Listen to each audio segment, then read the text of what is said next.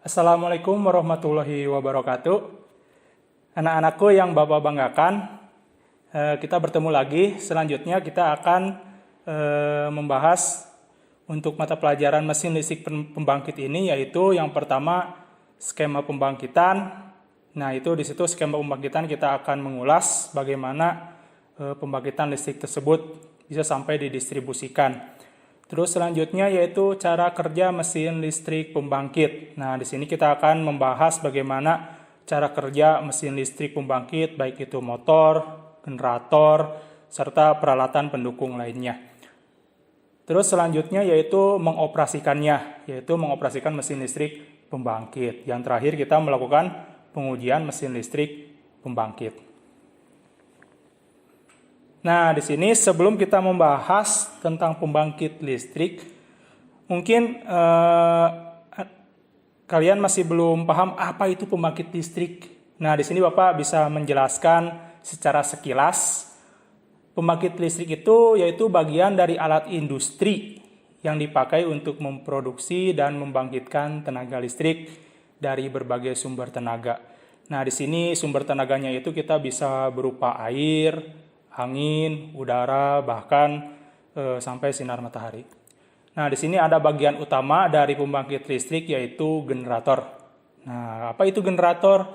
Generator itu suatu mesin atau unit mesin yang berputar yang mengubah energi mekanis menjadi energi listrik dengan menggunakan prinsip medan magnet dan penghantar listrik. Mesin generator ini diaktifkan dengan menggunakan berbagai sumber energi yang sangat bermanfaat dalam suatu pembangkit listrik.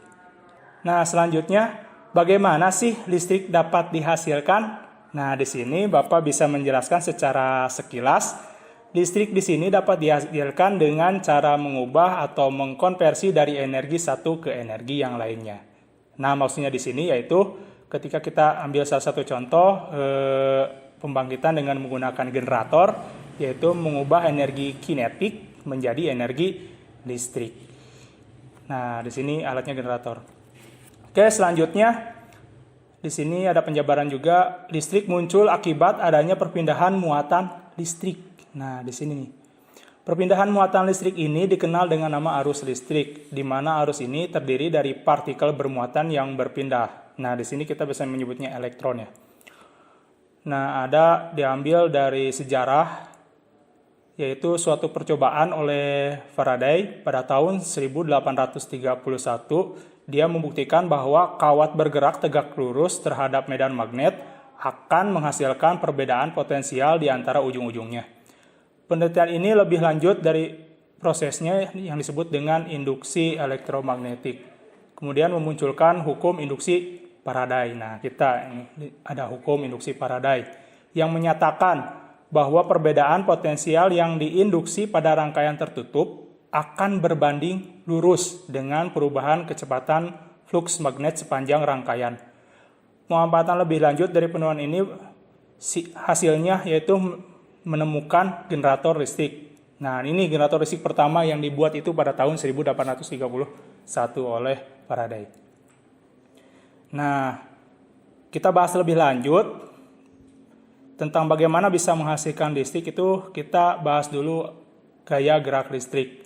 Nah, ini masih nyambung ya sama yang tadi, yaitu masih dilakukan eksperimen yang dilaksanakan oleh Michael Faraday saat kutub unsur utara magnet digerakkan mendekati kumparan jarum pada galvanometer akan membias ke kanan. Sebaliknya, andai magnet diam di dalam kumparan, jarum galvanometer itu tidak akan bergerak atau tidak membias sama sekali.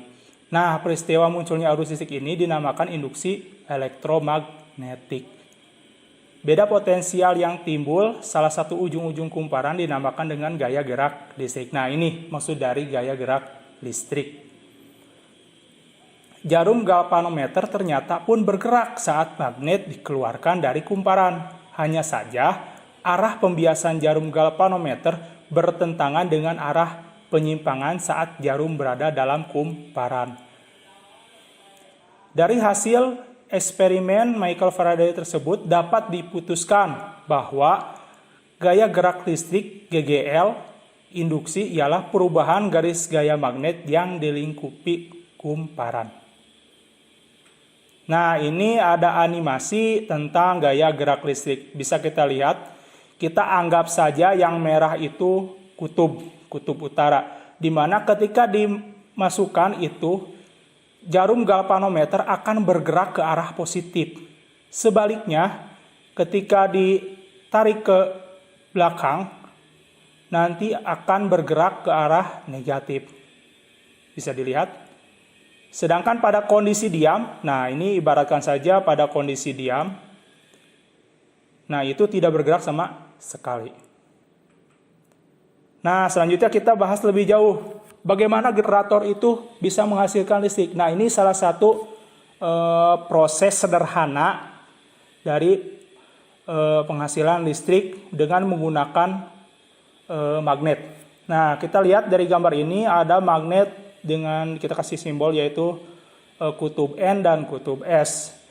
Ketika kumparan diputar dengan kecepatan tertentu, baik itu pada kutub N dan S, nanti akan menghasilkan energi, yaitu energi listrik dengan gaya atau bentuk gelombangnya itu bolak-balik. Bisa dilihat gambarnya, naik turun. Nah, itu karena hasilnya seperti itu, maka di kelistrikan itu kita sering menyebutnya dengan gelombang listrik sinusoida.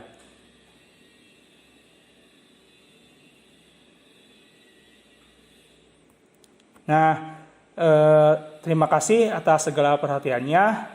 Untuk pembelajaran kali ini dicukupkan sekian. Bapak harap kalian dapat memahami apa yang telah Bapak sampaikan tentang pembelajaran hari ini. Jika kalian masih belum memahami atau masih ada yang ingin ditanyakan, silahkan untuk menanyakan atau menghubungi Bapak langsung, baik itu via grup WhatsApp atau personal. Langkah baiknya lebih baik di grup saja biar orang lain juga tahu. Nah, berikut sumber referensi yang Bapak dapat dari internet. Silahkan saja kalian masih kalau jika masih kurang paham atau ingin mencari referensi yang lebih banyak lagi, silahkan. Nah, ini hanya sebagian referensi yang dapat Bapak ambil. Terima kasih atas segala perhatiannya. Assalamualaikum warahmatullahi wabarakatuh.